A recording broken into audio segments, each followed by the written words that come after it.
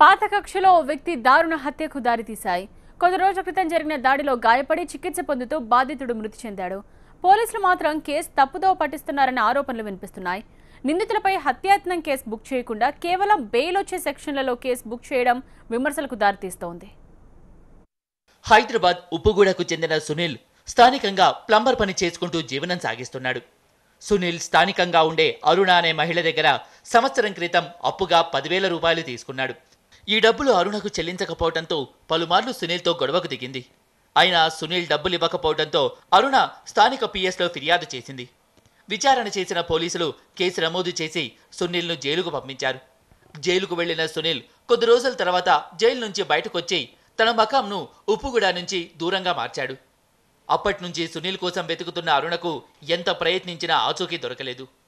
దీంతో ఈ నెల 18న బాలాపూర్ నుంచి ఉప్పుగూడకు సునీల్ ఓ ఫంక్షన్ కోసం వస్తున్నాడన్న సమాచారం ముందుగానే తెలుసుకున్న అరుణ ఆమె బంధువులు కాపు కాసి సునీల్ని పట్టుకున్నారు. బాలాపూర్కు సునీల్ని తీసుకొచ్చి ఓ స్తంభానికి కట్టేసి చితకబాదారు. ఇనుపరాట్లతో రక్తాలు కారేట్టు కొట్టారు. ఈ విషయం తెలుసుకున్న సునీల్ బంధువులు స్పాట్కు చేరుకున్నారు. తీవ్ర గాయాలతో ఉన్న సునీల్ను ఉస్మానియా ఆసుపత్రికి తరలించారు. 8 రోజులుగా వెంటిలేటర్పై ఆసుపత్రిలో చికిత్స పొందుతూ ఇవాళ చనిపోయాడు. హస్బెండ్కి 10,000 మిత్తికి ఇచ్చిందంట. అయితే ఆ 10,000 గురించి ఇంకా ఇంట్లోకి వస్తుంది, డబ్బుల గురించి ఇంట్లోకి వచ్చి నన్ను రేప్ చేసిండు అని రేప్ కేసు కింద పెట్టింది సార్. పోయిన సంవత్సరం పెట్టింది సార్. 1 year అవుతుంది. అయితే బెయిల్ కోర్టులో వేసేసింది. కోర్టులో వేస్తే మేము బెయిల్ మీద ఇంటికి తెచ్చుకున్నాం సార్. ఇంటికి తెచ్చుకున్నాము. తర్వాత ఇంకా అక్కడ నుండి ఉండొద్దు, గొడవలు అవుతున్నాయి కదా అని మేము దూరంగా వెళ్ళిపోయినాం సార్. 1 year అవుతుంది మేము అక్కడ వెళ్ళక. అయితే మొన్న రీసెంట్గా ఏమైందంటే మా ఆడపడుచుది ఎంగేజ్మెంట్ లాగా చేస్తే అతనికి ఇక్కడ రావట్లేదు కదా అని నేనే వచ్చిన సార్. నైట్ ఆయన ఇక్కడ ఇంటికి వెళ్ళిపోతుంటే వచ్చేవారు అసలు పట్టుకొని వాళ్ళ అన్నీళ్ళతో కొట్టిపించింది సార్. వాళ్ళ బావ వాళ్ళ 3 అన్నదమ్ములు సార్. మీరే మాకు న్యాయం చేయాలి సార్. ఇప్పుడు మాకు ఏంటంటే మాకు ఎవరు సపోర్ట్ లేదు సార్. అక్కడ ఏమున్నా ఎక్కడో చేస్తారు, మీరే చేసినారు మా మీద చెప్తారు. పిఎస్లో పోతే కూడా ఎవరు యాక్షన్ తీసుకోరు సార్. ఇది 3వసారి మాకు ఇన్సిడెంట్ జరిగింది. ఇంతకుముందు కూడా 3వసారి అయింది సార్.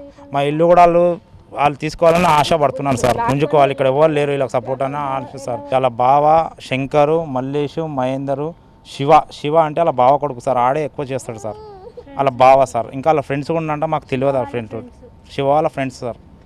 ఇది మా ప్రాబ్లం సార్. కంప్లైంట్ ఇచ్చాం సార్. ఇస్తే 2 రోజుల్లో బెయిల్ ఇచ్చేశారు సార్. అయితే ఈ కేసు విషయంలో పోలీసులు మొదటి నుంచి నిర్లక్ష్యంగానే వ్యవహరిస్తున్నారు. నిందితులపై హత్యాయత్నం కింద కేసు నమోదు చేయకుండా కేవలం బెయిల్ వచ్చే కేసులు నమోదు చేసి చేతులు దులుపుకున్నారు.